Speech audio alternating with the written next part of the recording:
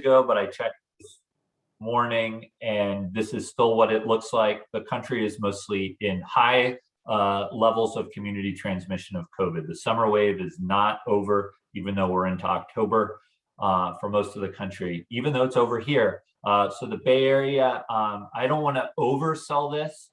You can see we're in a very densely populated area, all in orange, a few Southern California counties as well. Some of this is just, Alameda County at least was one of the first places to get hit by the summer wave, which means we're going to be one of the first places to exit. But I think it's also due to the combination of high mask use and high vaccination rates locally that is really the magic combination in limiting the impact of the summer wave. This is our hospitalization curve. You can see we're not back down to where we were in the late spring, despite progress.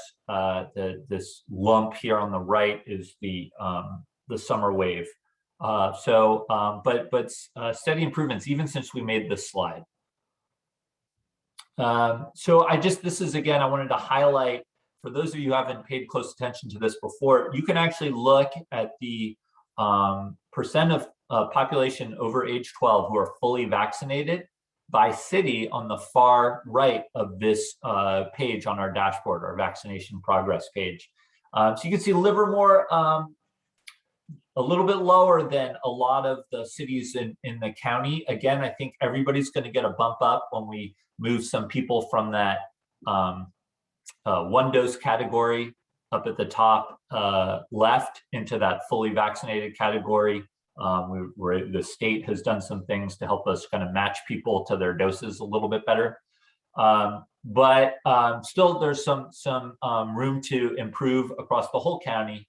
And so I encourage you to follow this if you're interested to see what's going on in Livermore and in the Tri-Valley communities more broadly. Kids, we're doing pretty well, but it varies. So 12 to 17-year-olds can get vaccinated.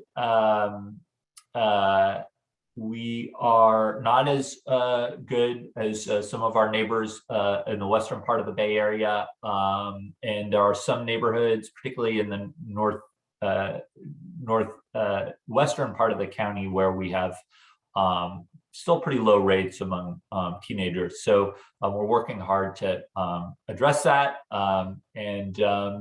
We use like census level information across the county, including in Livermore, to try to identify where we can have the greatest impact with supporting people to get vaccinated.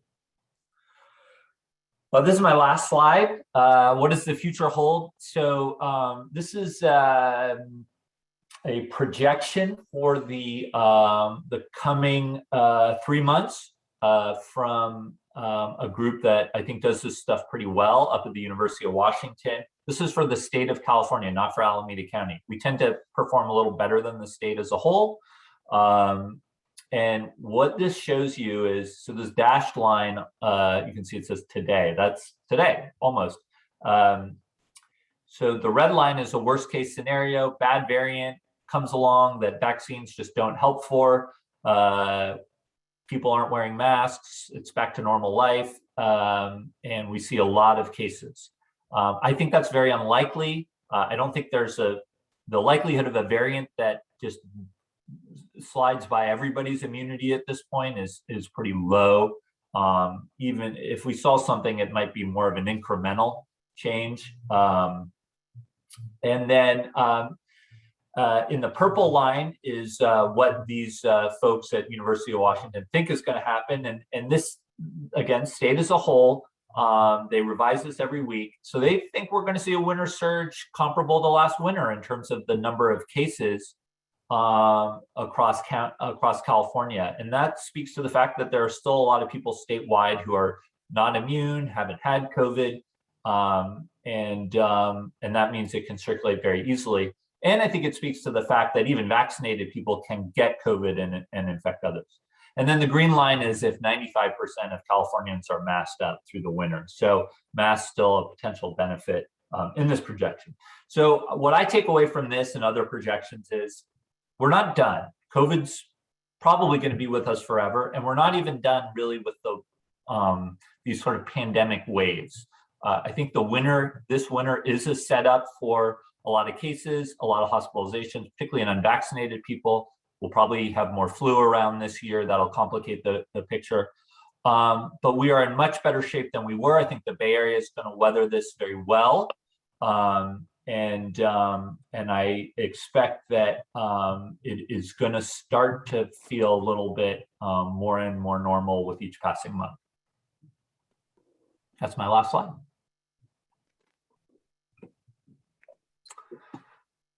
So I think I commented a little bit on what's going on in Livermore, but I'm happy to take a deeper dive there, talk about some of the other stuff that's been in the news, boosters, kid vaccines, masks, all that stuff.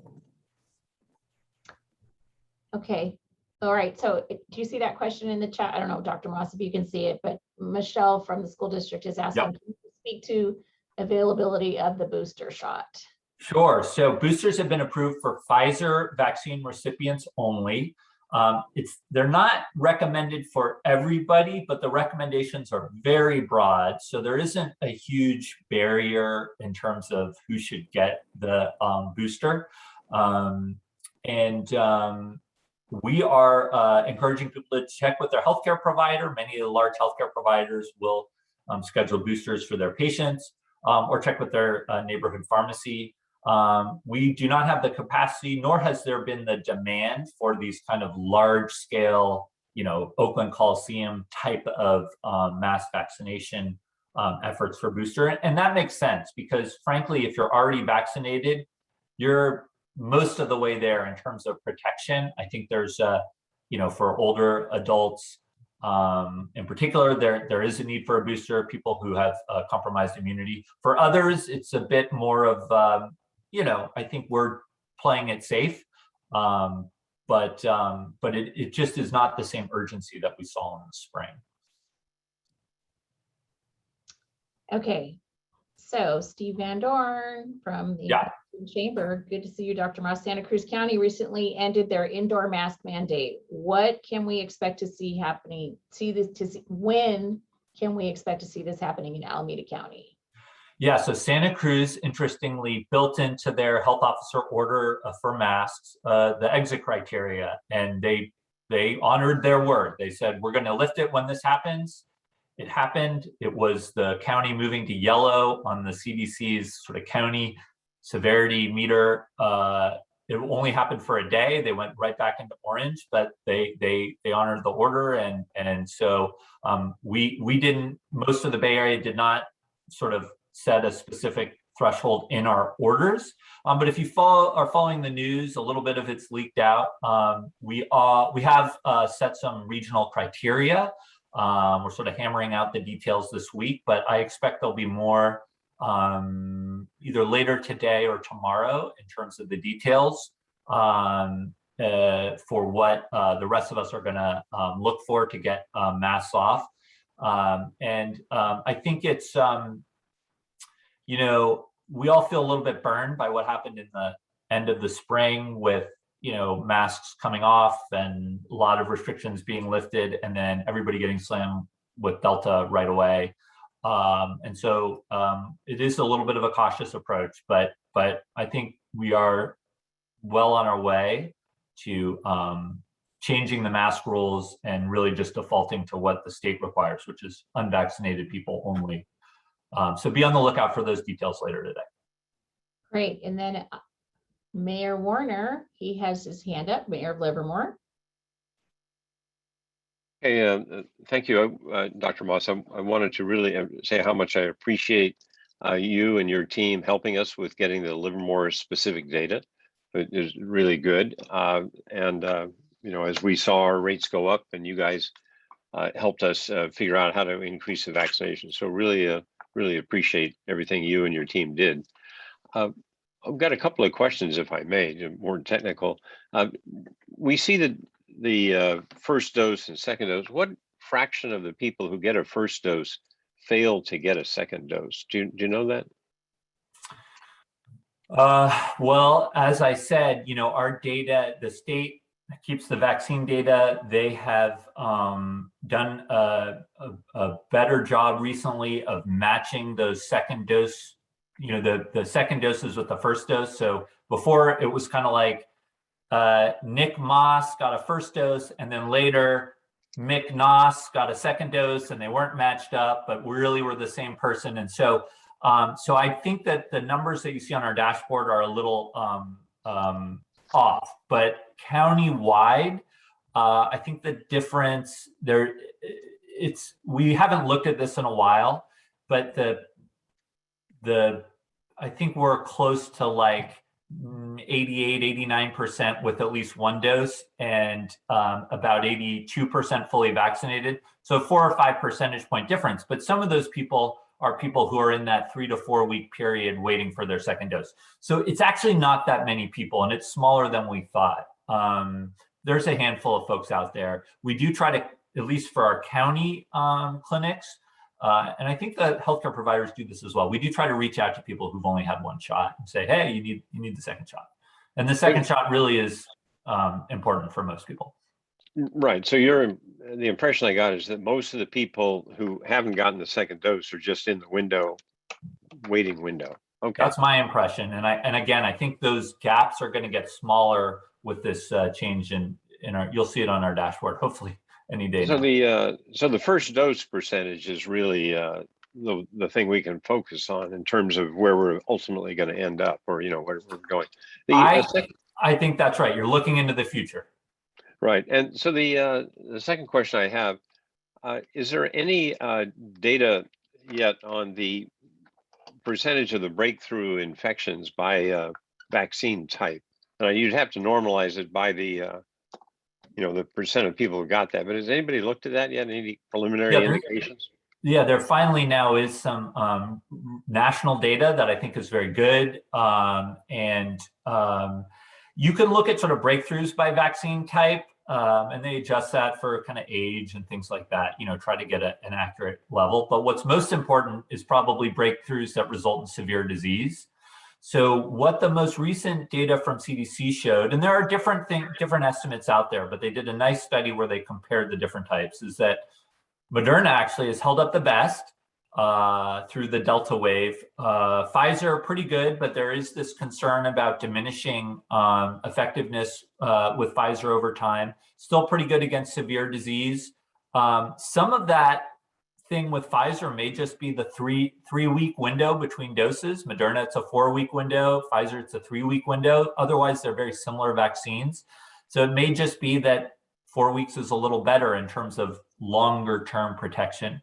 But that's why we have booster recommendations out there. And then J&J has remained more consistent over time, but is a little bit lower in terms of protection against severe disease. Still very good, probably 70% or so, maybe better. There's some data from the manufacturer suggesting it's closer to 80%.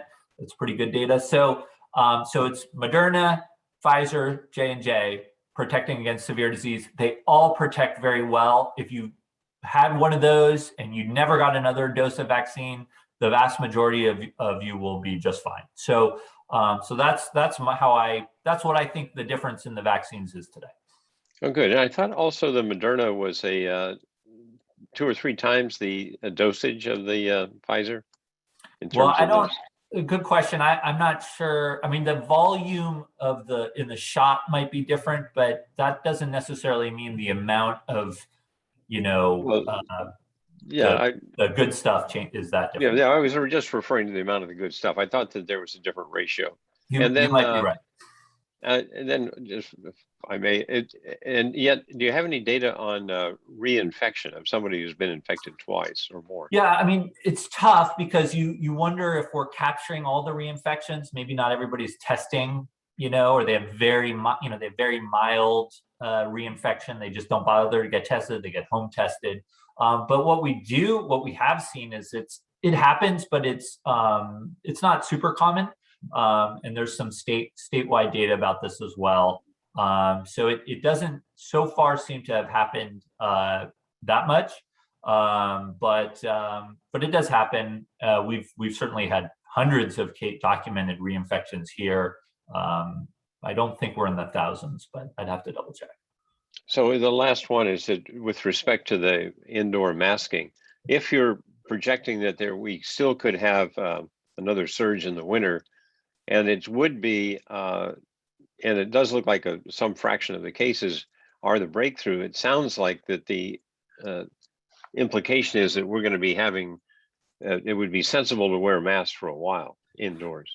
Sorry, I got mixed up. You were asking about vaccine breakthrough cases, and I was answering people who had previously been infected. And so I apologize. I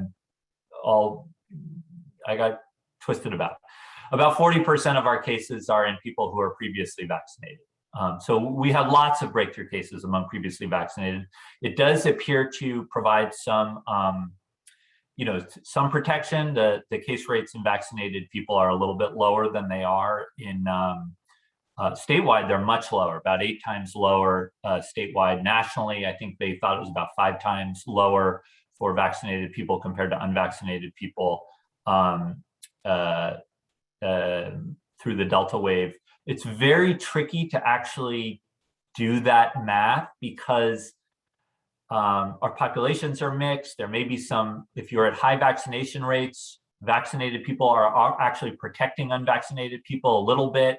So it's very hard to say, but I will tell you, thousands and thousands of our cases during the summer surge were in vaccinated people. Vaccinated people can get and infect people with COVID. They're probably less likely to get infected, and they're probably infectious for a shorter amount of time. So there is some protection against transmission there, but I think there's extremely limited evidence to support the idea that with Delta, vaccinated people are not gonna pass the virus on. And there is some decent evidence to the contrary. We've certainly seen it documented locally. So I think vaccines, great at preventing severe disease, reduce the risk of getting infected and passing it on to others, but it doesn't slam the door shut. So what I was saying is that given all of this and the uncertainties, that it sounds like it would be prudent to keep the indoor mask mandate going for a while longer, a lot longer. Well, I think our overall goal is to keep people out of the hospital. We certainly also want to keep kids in schools, so that it was hard to get schools to this place where we are today, where schools are open, still a little messy with the testing and quarantines and things like that. So we really want to minimize disruptions in schools. But at a certain point, COVID is going to circulate and the vaccine is out there and people can get protected.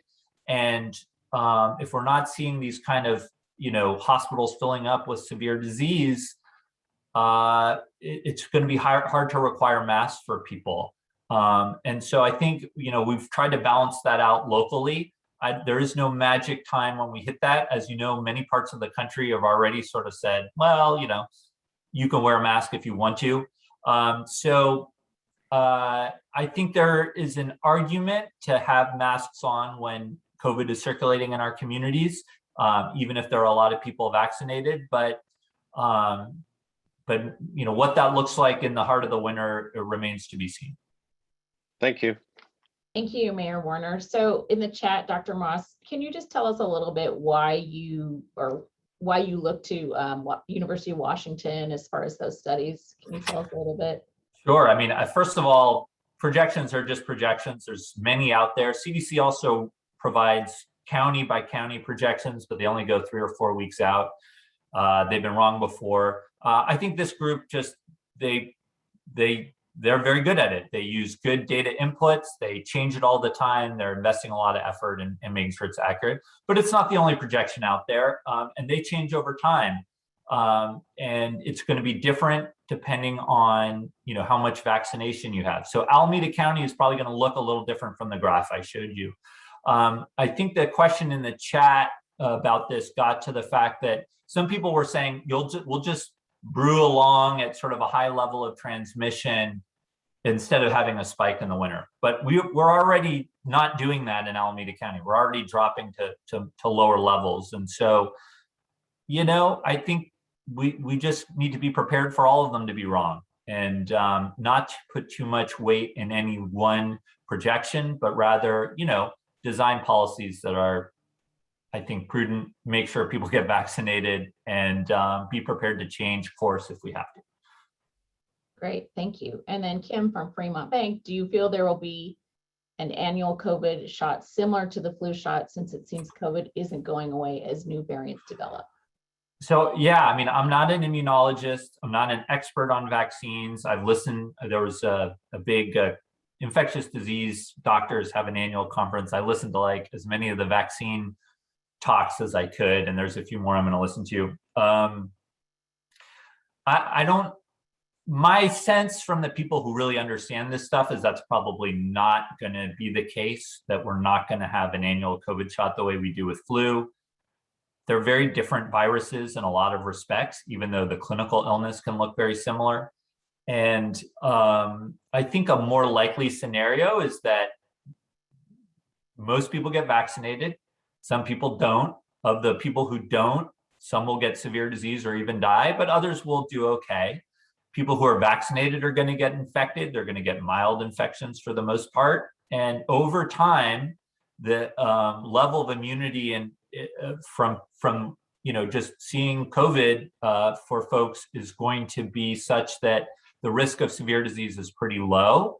And I think COVID, the virus itself is kind of adapting to us. Like that's what's happening, with these variants and all that. But that process will also stabilize. And probably it'll be more about protecting kids, like if young kids are born every year, they're not, they've never been vaccinated, they've never seen anything. What is the risk to them for COVID? Do they get vaccinated? At what age do they get vaccinated? And then is there a need to give people a COVID vaccine when they're 50 to sort of prevent potential waning immunity and severe disease in old age? I think that's might be where we end up, but hard to predict for sure. So our own Sherry Souza from the chamber, are the people who have COVID but are not hospitalized in the count of cases? And Razia and Michael, I see your hands are raised. I'll get to you in a minute.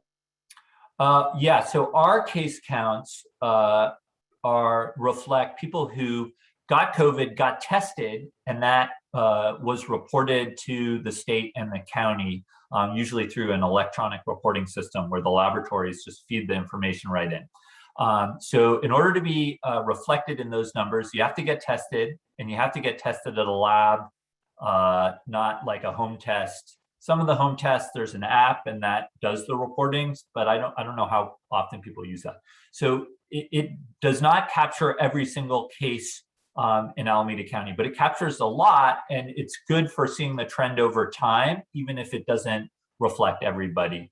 And so that's why, I certainly still find it valuable to look at those numbers, but it is not everybody with COVID in the county. Probably another, 3 times that number of people are actually infected at any given time, give or take. Great.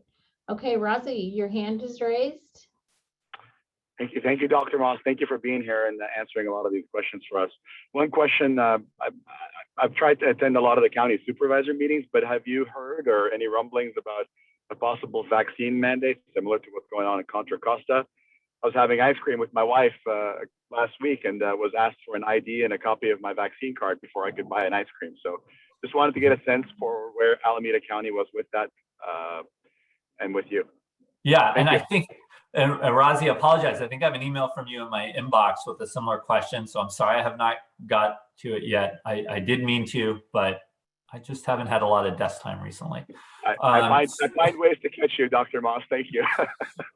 Okay, so I think you're getting at the restrictions that require vaccination, proof of vaccination for bars and restaurants or similar venues in now San Francisco, Berkeley and Contra Costa County, and then I think New York has something similar. Los Angeles has it, I think, for bars only, and probably a few places around the country have something similar.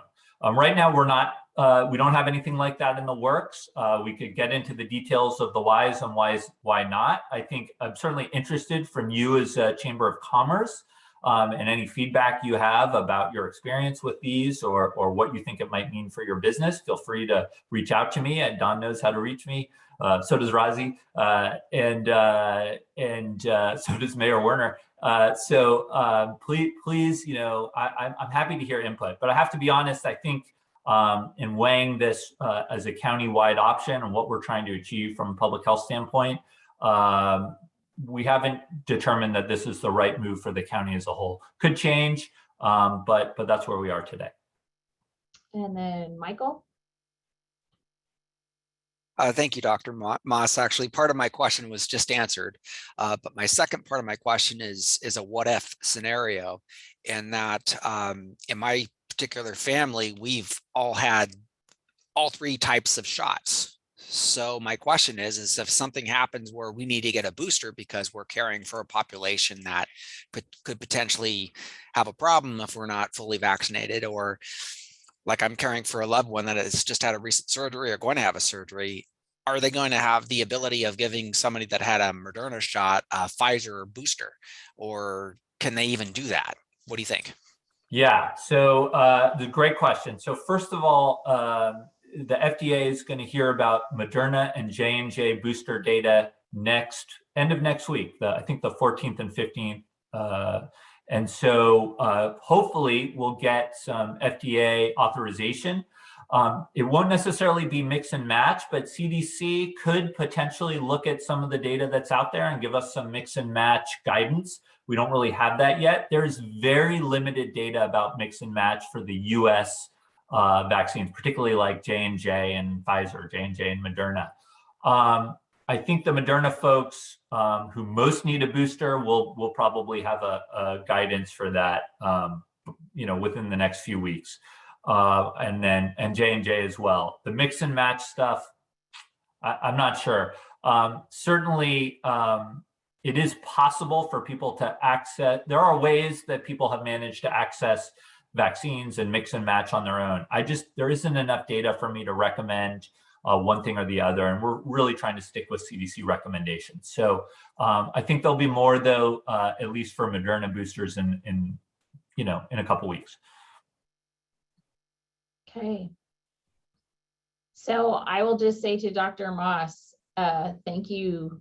And I sure hope you get a breather, and I sure hope you get a break, and I sure hope you're still around, because you're like any of the physicians here at John Muir Health, you get these questions asked all day long. So thank you so much for taking the time and for being here. And please take care of yourself and the rest of your staff. And just thanks for providing this information. You guys, I can't even tell you, I can only imagine how fatigued everybody is. So thank you, Dr. Moss. All right. Thank you so much for those kind words, Sharon. And I really appreciate, how much everybody in our communities across the county has put up with, and you as a business community have put up with. And we really are, I think, close to the end. Okay. All right. Well, hang in there. Please hang in there. And then you take a nice long break here, hopefully on the other side. All of you do. Okay. So I think we are ready to go ahead and, and yes, thanks, Don. There's some contact information in there for Dr. Moss, but you guys also try to use the resources that are out there. Let's only use them maybe when we need to, because we need them here for the long haul. Okay, let's go ahead and go on. Sean has been waiting patiently from California Assembly Member Rebecca Barracan's office. Would you like to give us a legislative update, please? Yeah, thank you very much, Sharon, and thank you, Don, for inviting me here today. Unfortunately, the Assembly member was not able to come, but we do look forward to getting her before your members in the near future. I just wanted to come here today to give you a quick rundown of some of the legislative highlights and a little bit about the budget this year. I also want to, first of all, thank Dr. Moss and the Alameda County Public Health Department for their tireless efforts over this pandemic. We've enjoyed a very good working relationship with his team, and we're working together to make sure we inform the community about the varying state and county guidance. We are gradually and safely opening back up, and the Assembly member is working hard in Sacramento to ensure that recovery from this pandemic, with an eye towards equity, will happen here in the Tri-Valley, get some resources here to the Tri-Valley and throughout the state. So I wanted to start off by just sharing briefly a bit about this year's budget actions. The governor and the legislature made a firm commitment to helping get our businesses and our workers back on their feet. This year's budget provided an additional $550 million in grants to small businesses and small nonprofit cultural institutions. The 9th round of grant applications just ended on September 30th, and we can expect to see awards for selected businesses in the coming weeks. Unfortunately, not every business and nonprofit qualifies, and the funds are being prioritized towards those industries that were hit hardest by the pandemic and towards disadvantaged communities. But we know, recovery looks like supporting the business community. It's also about promoting and creating jobs for our many unemployed Californians. The more people we get back to work, the more vibrant our communities are. And that's why in the proposed budget, they also included $1.5 billion in support of the California Jobs Initiative and Workforce Development Initiatives, including many grants to support arts, education, and trades workforce development. The budget also rolled out an additional $600 California stimulus for individuals who earn less than $75,000 in adjusted gross income on their 2020 tax returns. This direct financial assistance is meant to stimulate the economy and get money to those who need it most, particularly also including members of our community who may not have qualified for federal stimulus payments. The Assembly member, as a mother of 3 school-aged children in public schools, she was laser focused on making sure the schools had the resources to open back up safely. We saw an unprecedented $86 billion of money through Prop 98 funds budgeted this year, and a lot of that will be directly allocated for additional investments in students' mental health.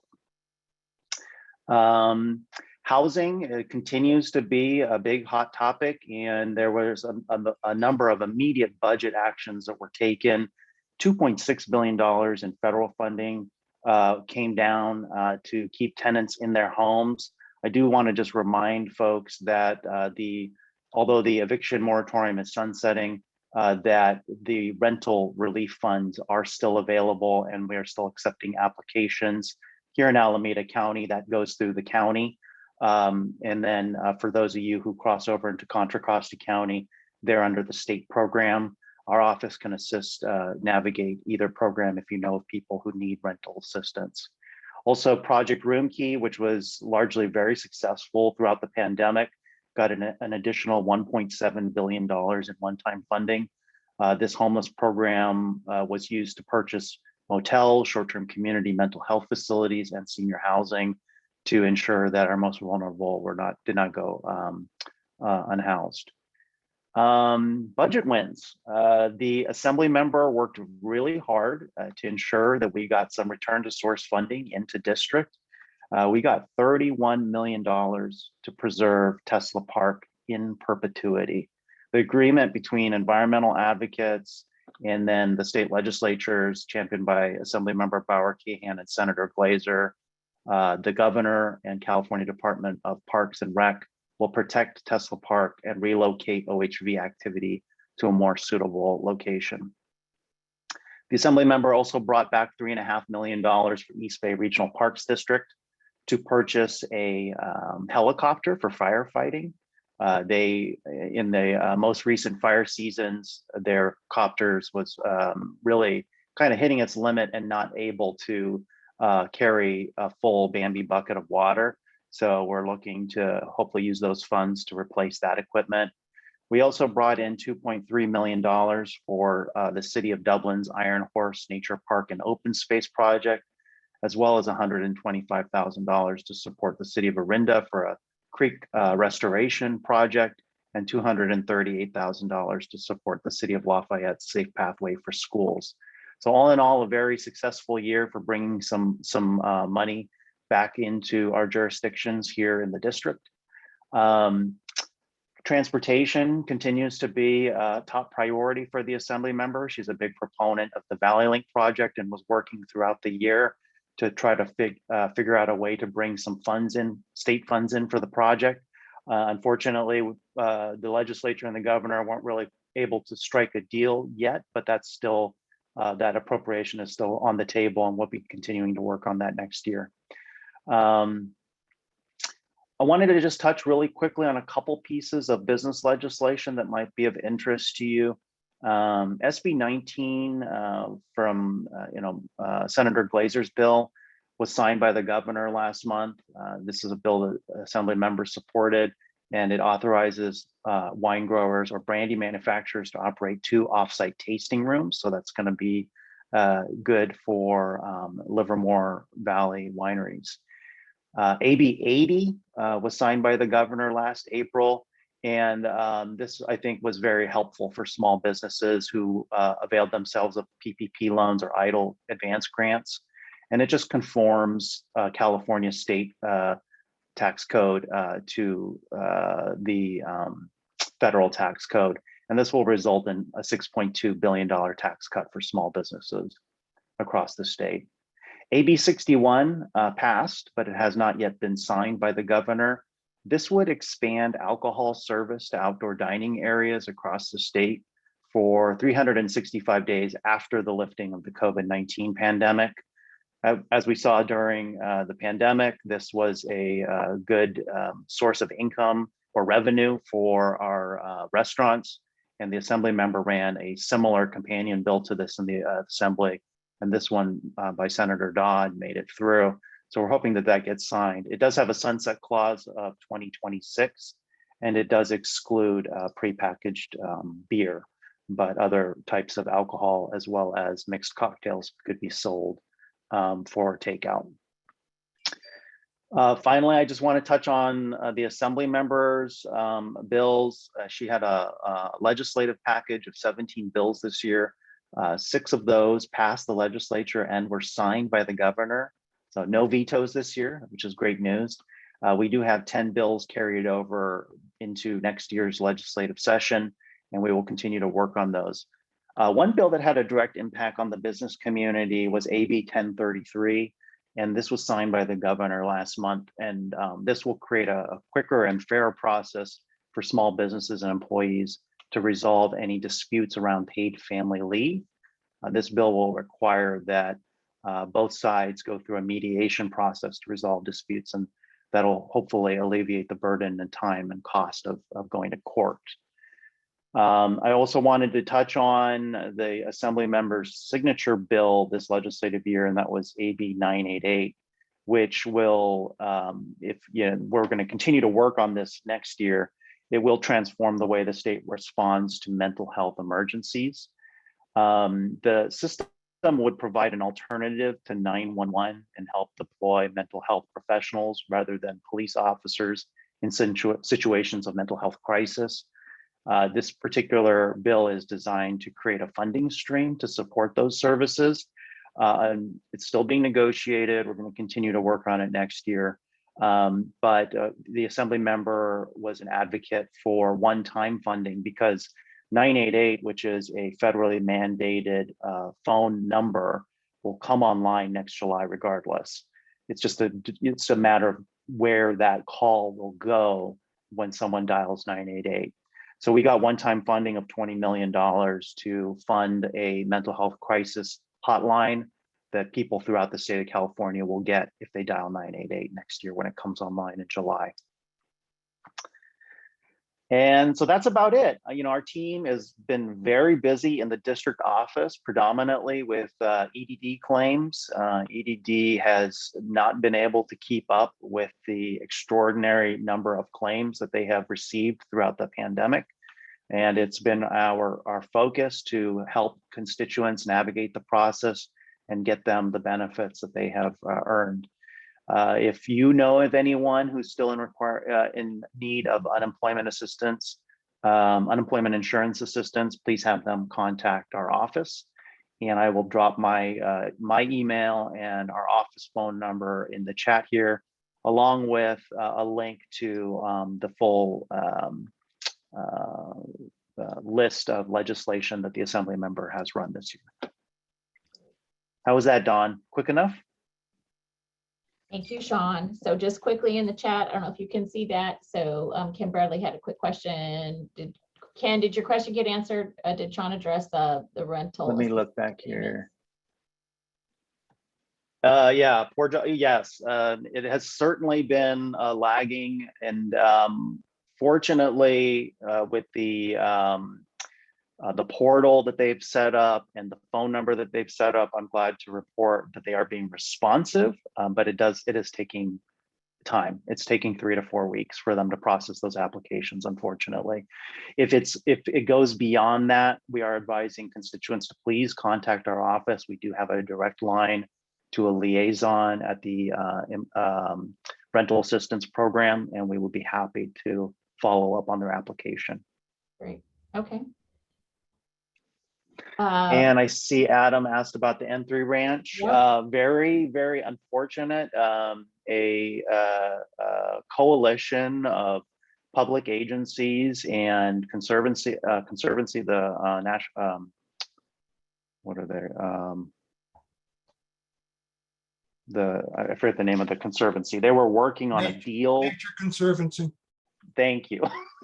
Nature Conservancy. So they were working on a deal to procure this land. The state was ready to kick in on that as well.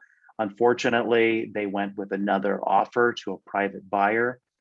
If that deal happens to fall through for any reason, the coalition is standing by to offer to make an offer on that property. But it is very disappointing that that was not entered into long-term conservancy. Okay, and we're wrapping up here because we're getting close to time. So Kim from Fremont Bank has a reminder on PPP forgiveness on loans under 150K. You can apply directly with SBA. October 1 link was open for Fremont Bank clients. And okay, I think we did it. I don't see any hands raised. I think everything was addressed. And there you go, Sean. Wonderful. So Sean's information, he just added it to the chat. Perfect. And his phone number. Awesome. So he is available. So everybody go ahead and connect with him if you have any additional questions. Right on time, everybody, for our next meeting. So we shall see everyone right Wednesday, November 3rd. Okay. Thanks, Dawn. Great. Thank you, everybody. Have Thanks, a great day. everyone. Thanks, Sharon. Thanks. All right. Bye-bye.